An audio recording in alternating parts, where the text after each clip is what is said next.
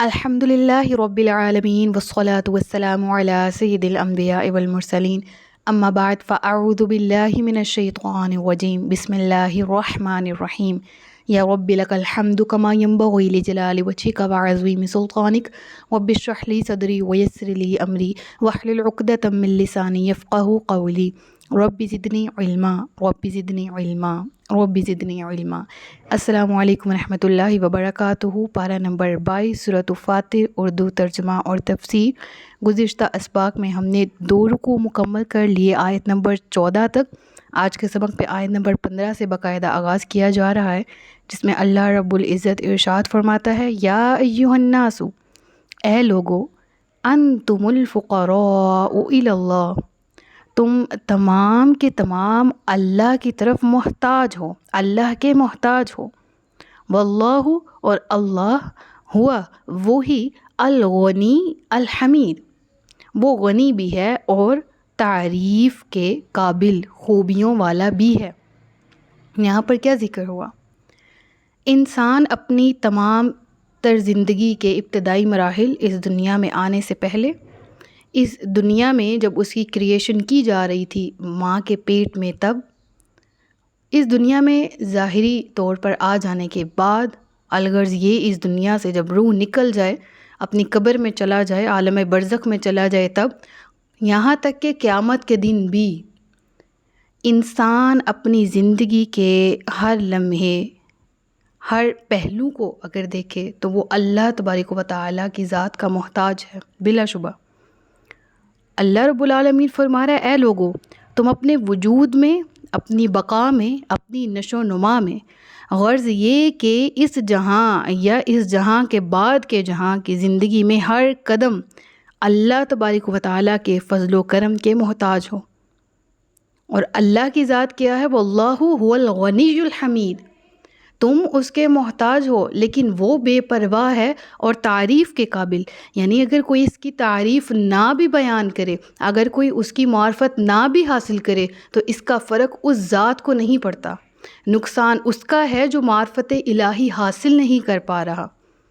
کجی تو اس کی ذات میں رہ گئی، کمی تو اس کے اندر رہ گئی، جس نے ذات الہی کو، معرفت الہی کو نہ حاصل کیا۔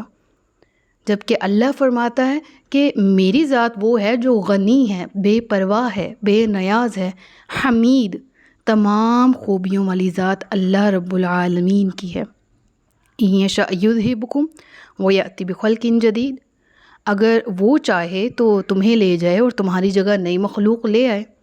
اور یہ قرآن جب نازل ہوا تھا، تب مخلوق، تب قوم، تب حالات، تب کے لوگ اور تھے۔ آج ایک نئی قوم، نئے لوگ، نئے حالات ہیں، اور آج اگر ہم ہیں تو کل ہم نہ ہوں گے، ہمارے سوا ہمارے ہی گھروں کے مکین کوئی دوسرے ہوں گے۔ جہاں آج ہم رہ رہے ہیں، جو آج ہماری پراپرٹیز ہیں، جو زمین آج ہمیں اپنی لگتی ہے، کل جب اسی زمین کے نیچے دفن ہوں گے تو یہ تمام چیزیں بیگانی اور پرائی، اور یہ چیزیں جن کو ہم اپنی پراپرٹی سمجھ رہے ہیں، ان کے مالک کوئی دوسرے ہوں گے۔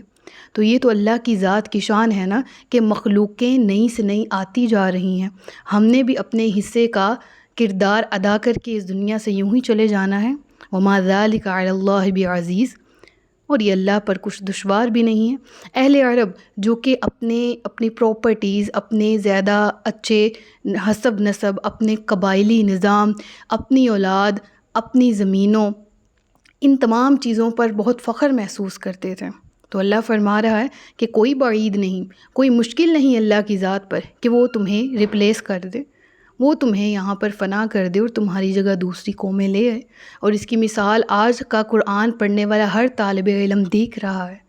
کہاں ہیں وہ لوگ؟ کہاں ہیں وہ انکار کرنے والے جنہوں نے ذات الہی کا انکار کیا؟ کیا آج موجود ہیں؟ اور بالکل اسی طرح آج کے دور میں جو موجود ہیں، کیا ہمیشہ رہیں گے؟ بالکل بھی نہیں۔ تو اللہ تبارک و تعالیٰ کی معرفت حاصل کرنا انسان کے لیے ضروری ہے۔ وہ خود کو پہچانے، خود کے کریٹر کو پہچانے، اپنے خالق کو پہچانے، تو ہی اس میں اس کا بھلا ہے۔ ورنہ ایک انسان اپنی ذات کو جو نہیں پہچان رہا، دنیا میں آنے کے مقصد کو نہیں پہچان رہا، جس کے بارے میں اللہ تعالیٰ قرآن میں ارشاد فرماتا ہے کہ افحسبتم انما خلقناکم عبثا، کیا تم یہ گمان کرتے ہو کہ تمہیں ایسے ہی پیدا کر دیا گیا ہے، تمہیں بیکار پیدا کیا گیا ہے؟ ایسا تو ہرگز نہیں ہے۔ پھر اس کے بعد وہ قیامت کے دن کی یہاں پر ذکر کیا گیا، منظر کشی کی گئی اور ذکر کیا گیا تمہیں دنیا میں لایا گیا ایک پرپس کی وجہ سے، اور قیامت کے دن وَلَا تَزِرُ وَازِرَةٌ وِزْرَ أُخْرَى، اور بوجھ نہیں اٹھائے گا کوئی گناہ گار کسی دوسرے کا بوجھ۔ وَإِن تَدْعُ مُثْقَلَةٌ إِلَىٰ حِمْلِهَا لَا يُحْمَلْ مِنْهُ شَيْءٌ وَلَوْ كَانَ ذَا قُرْبَىٰ، اور اگر بلائے گا پشت پر بوجھ اٹھانے والا کسی دوسرے کو اپنا بوجھ اٹھانے کے لیے، تو نہ اٹھائی جا سکے گی اس کے بوجھ سے کوئی شے، اگرچہ کوئی قریبی رشتے دار ہی کیوں نہ ہو۔ اللہ اکبر۔ تو اس دن کی یہاں پر منظر کشی کی گئی کہ وہ دن ہے کہ جب کوئی کسی کا بوجھ بانٹنے نہیں آئے گا، اگرچہ قریبی رشتے دار ہی کیوں نہ ہو۔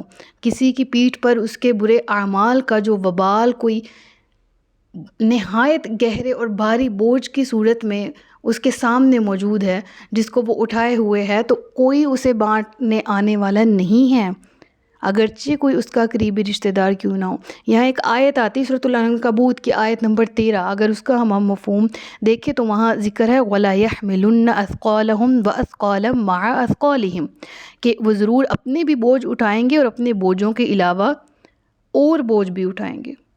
تو وہ آیت اور یہ آیت بالکل بھی آپس میں متضاد نہیں ہیں، کیونکہ وہاں ذکر کیا گیا اپنے بوجھ اٹھائیں گے اور ساتھ دوسروں کے بوجھ بھی اٹھائیں گے، اور یہاں ذکر ہے کہ کوئی جان کسی دوسرے کا بوجھ نہیں اٹھائے گی۔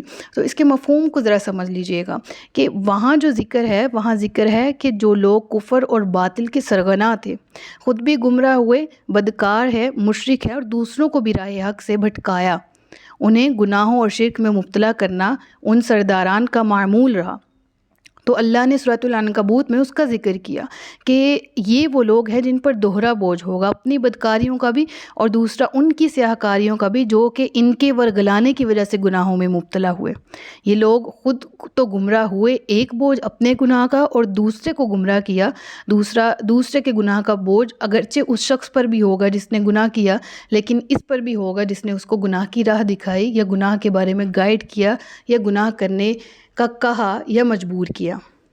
تو ان تمام صورتوں میں سورۃ عنکبوت کی وہ آیت آتی۔ یہاں جو ذکر ہے وہ یہ ہے کہ ہر شخص اپنے کیے کا خود ذمہ دار ہوگا۔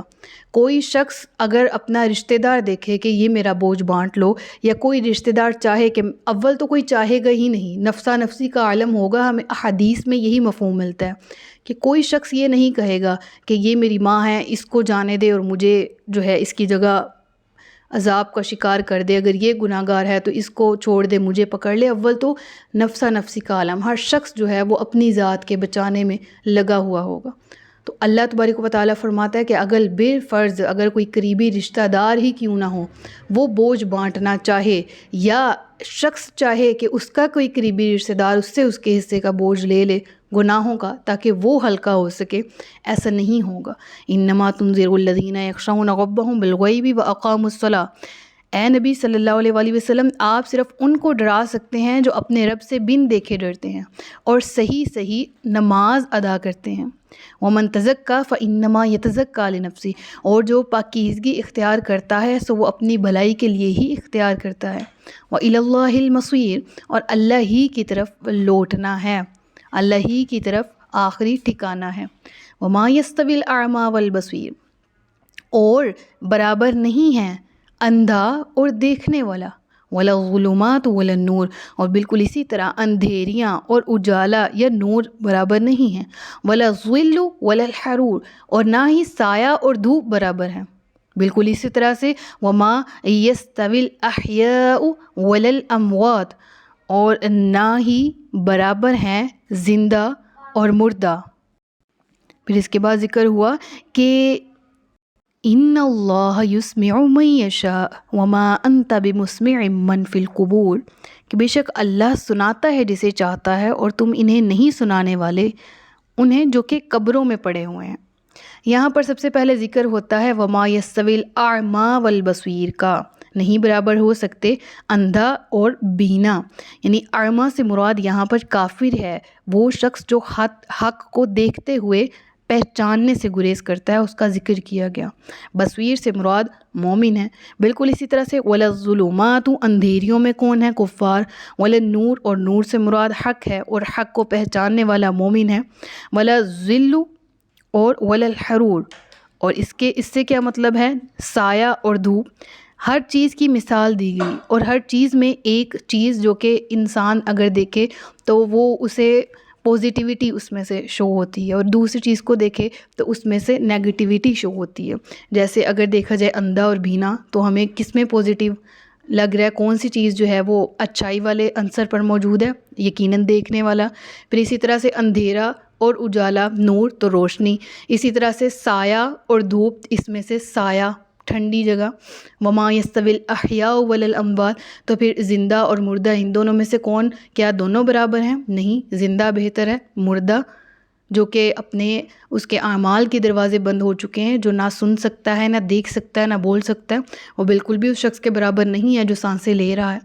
تو اللہ تعالیٰ نے مومن اور کافر کی مثال یہاں پر بیان فرمائی مختلف طریقے سے، اور پھر ارشاد فرماتا ہے کہ وما انت بمسمع من فی القبور کہ اے نبی آپ ان کو نہیں سنا سکتے جو قبروں میں ہیں۔ یہاں پر جو سما لفظ ہے نا، سما بمسمع نہیں سنانے والے آپ، یہاں سننے اور سنانے والا جو یہ ایلیمنٹ موجود ہے نا، سننا مطلقاً نہیں ہے، ٹھیک ہے، یعنی اس سے مراد مطلق سننا نہیں ہے کہ کان سے وہ ہیرنگ کا یا لسننگ کا جو عمل ہے وہ مراد نہیں ہے۔ علامہ قرطبی اس کا مفہوم اس طرح سے بیان کرتے ہیں کہ یہاں مراد یہ ہے کہ کافر اہل قبور کی طرح ہے کہ اگر انہیں کوئی نصیحت کی جاتی ہے تو وہ اس سے فائدہ نہیں اٹھاتے اور نہ ہی قبول کرتے ہیں۔ تو یہاں ان کو مشابہت دی گئی وہ لوگ جو کہ مردہ ہوتے ہیں، اور وہ مردہ جو کہ قبر میں موجود ہو آپ اس کو نہیں سنا سکتے۔ مراد وہ کافر ہیں جو کہ حق کو جانتے بوجھتے جھٹلاتے ہیں اور دیکھتے اور سننے کے باوجود بھی حق کو اپنانے کی کوشش نہیں کرتے اور اپنی ضد پر پکے طریقے سے براجمان ہیں۔ اور اگر دیکھا جائے واقعی ہی یہاں پر ایک سوال اٹھتا ہے کہ کیا مردہ سن سکتا ہے؟ ایک سوال اٹھتا ہے کیونکہ قرآن کریم کی اس آیت میں ہے وَمَا أَنْتَ بِمُسْمِعٍ مَّن فِي الْقُبُورِ، تو یہاں جو ذکر ہے وہ اس طرح سے محاورتاً کہا گیا جس طرح پیچھے مثالوں کے ذریعے مومن اور کافر کو بیان کیا گیا، ٹھیک ہے۔ زندہ اور مردہ کی مثال مومن اور کافر کی، سائے اور دھوپ کی مثال اندھیریوں اور اجالے کی مثال، اور اندھے اور بینا کی مثال مومن اور کافر کے ذریعے ہی سمجھائی گئی۔ اور پھر یہاں جو ذکر ہوا کہ اللہ تبارک و تعالیٰ جس کو چاہتا ہے سناتا ہے، اور اے نبی آپ ان قبر والوں سے، آپ ان مردوں کو کچھ نہیں سنا سکتے، تو یہاں بھی اسی پرسپیکٹیو سے بات کی جا رہی ہے۔ پھر ذکر ہوا اِنَّكَ أَنْتَ إِلَّا نَذِيرٌ تم تو یہی ڈر سنانے والے ہو، اِنَّا أَرْسَلْنَاكَ بِالْحَقِّ بَشِيرًا وَنَذِيرًا کیونکہ اے محبوب صلی اللہ علیہ وآلہ وسلم ہم نے تمہیں حق کے ساتھ خوشخبری دیتے ہوئے اور ڈراتے ہوئے بھیجا، یعنی تم خوشخبری بھی سناتے ہو اہل ایمان کو، اطاعت گزاروں کو اللہ کی رضا اور خوشنودی حاصل کرنے کی، جنت کی، اور تم ڈراتے بھی ہو اللہ تبارک و تعالیٰ کی معصیت اور نافرمانی سے، اللہ تبارک و تعالیٰ کے غضب سے، جہنم اور جہنم کے عذاب سے۔ وَإِن مِّنْ أُمَّةٍ إِلَّا خَلَا فِيهَا نَذِيرٌ اور کوئی امت ایسی نہیں جس میں کوئی ڈرانے والا نہ گزرا ہو۔ تو اس سے مراد کیا ہے کہ ہر قوم، ہر دور میں، ہر امت کی طرف اللہ نے انبیاء کو بھیجا، اور جب رسول اللہ صلی اللہ علیہ وآلہ وسلم کو بھیجا تو اس کو بھی تمام عالمین کے لیے، ایسا نہیں ایک خاص گروپ آف پیپل کے لیے جو اہل عرب کا ایک خطہ تھا وہاں پر، بلکہ الا رحمۃ للعالمین، عالمین کے لیے آپ کو رحمت بنا کے، باعث ہدایت بنا کے بھیجا۔ جو لوگ گمراہی کے دلدل میں گھرے ہوئے تھے ان کو ہدایت اور رضائے الہی کی طرف بلانے کے لیے اللہ تبارک و تعالیٰ نے امتوں کی طرف انبیاء کو مبعوث فرمایا۔ وَإِن يُكَذِّبُوكَ فَقَدْ كَذَّبَ الَّذِينَ مِن قَبْلِهِمْ اور اے نبی آپ سے پہلے بھی ہم نے ہر قوم کی طرف رسولوں کو بھیجا، اور اگر یہ آپ کو جھٹلا رہے ہیں تو تحقیق آپ سے پہلے رسولوں کو بھی ان لوگوں نے جھٹلایا۔ جاءتہم رسلہم ان کے پاس رسول بھیجے گئے، بالبینات روشن دلیلوں کے ساتھ، کتابوں کے ساتھ، معجزات کے ساتھ، صحیفوں کے ساتھ، وبالزبر وبالکتاب المنیر یہاں پر ذکر آ گیا صحائف کا بھی اور روشن کتاب کا بھی۔ ثم اخذت الذین کفروا فکیف کان نکیر پھر میں نے کافروں کی گرفت کی تو میرا انکار کرنا کیسا ہوا۔ صدق اللہ العلی العظیم و صدق رسولہ النبی الکریم. سچ فرمایا اللہ نے جو عظمت والا ہے. اپنا بہت سا خیال رکھیے گا. مجھے دعاؤں میں یاد رکھیے گا. تاجدار ختم نبوت زندہ باد. پاکستان پائندہ باد. السلام علیکم ورحمۃ اللہ وبرکاتہ.